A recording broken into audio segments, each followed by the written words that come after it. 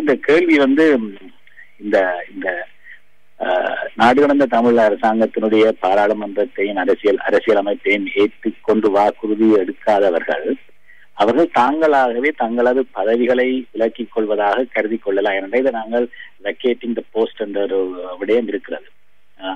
அப்படியான ஒரு சூழ்நிலையிலே இருக்கிறது. இந்த கனடா நாட்டிலே அந்த சத்தியப்பிரமாணம் எடுக்காதவர்கள் பாராளுமன்ற ஆசனங்களிலே அமர்வதற்கு அனுமதிக்கப்படுவதில்லை. அப்ப அப்படியான ஒரு சூழ்நிலை இருக்கும் பொழுது நாங்கள் அவர்களை விலக்கி வைக்கவில்லை, விலக்கவும் இல்லை. அவர் தொடர்ந்தும் சத்தியப்பிரமாணம் எடுக்காமல் இருப்பது இப்ப 4 மாதங்கள் ஆகிவிட்டன. சத்தியப்பிரமாணம் எடுப்பதற்கு 4 தடவைகள் அவர்களிடம் வேண்டுகோள் விடப்பட்டிருந்தது. கருத்து முரண்பாடுகள், கருத்து வேறுபாடுகள் எவ்வளவோ இருக்கின்றது. அதை ஏற்றுக்கொள்ளக்கூடியதாக இருந்தாலும் அவற்றை பாராளுமன்றத்திலிருந்து பேசி தீர்க்க வேண்டிய ஒரு பொறுப்பு மக்களால் தெரிவு செய்யப்பட்ட எங்கள் அனைவரிடமே இருக்கிறது. அப்ப அப்படியான சூழ்நிலையிலே முரண்பாடுகளை பாராளுமன்றத்தில் பேசி தீர்ப்பதற்காக அவர்களை உள்ளே வந்து பேசும்படி நான் மிகவும் பணிவாக கேட்டுக்கொள்கின்றேன்.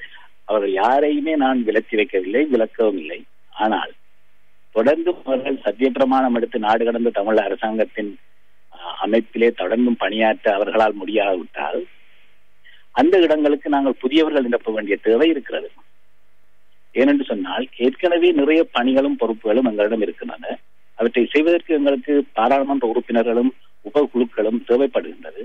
அப்படியான சூழ்நிலையிலே அரசியலமைப்பை ஏற்றுக்கொள்ளாதவர்களை, அதிலே பங்கு பெற்றாதவர்களை இதில் சேர்த்துக் கொள்வதில் உள்ள சட்ட சிக்கல்களும் இருக்கின்றன.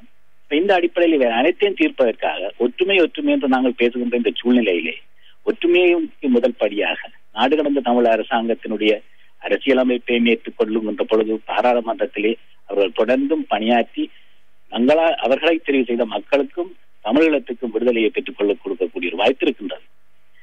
அடுத்ததாக இவர்கள் இனிமேலும் தொடர்ந்தும் உறுதிமொழியை எடுத்துக்கொள்ளாமல் இருப்பார்களானால் தங்களுடைய பதவிகளை அவர்கள் தாங்களாகவே விலகிக் கொள்வதாக கருதி கொண்டு நான் நாடு கடந்த தமிழ் அரசாங்கத்தினுடைய தேர்தல் ஆணையகத்துக்கு இதை அறிவிப்பேன்.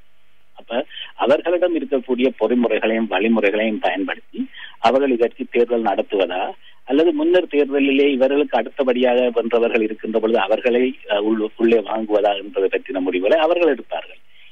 அவைத்தலைவராக இருக்கக்கூடிய எனக்கு பொறுப்பு இந்த அவையை சரியாக நடத்துவது. இன்னொரு முக்கியமான விடயம் இதிலே அரசியலமைப்பை ஏற்றுக்கொள்ள முடியாதவர்கள் அவைத்தலைவரையோ நாடு கடந்த அரசையோ ஏற்றுக்கொள்ள முடியாது. ஏனென்று சொன்னால் இந்த நாடு கடந்த அரசை உருவாக்கினதே அந்த அரசியலமைப்பு தான்.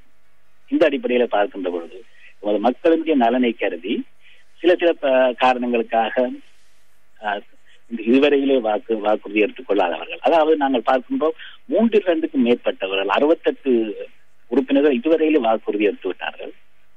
ஆனால் 3 குறைவானவர்கள் தான் இதுவரையில வாக்குறுதி எடுக்கவில்லை. அப்ப பல்வேறு விதமான கணிதங்களையும் சூத்திரங்களையும் நாங்கள் தொடர்ந்து சூழ்நிலையிலே தெளிவுபடுத்துவதற்காகத்தான்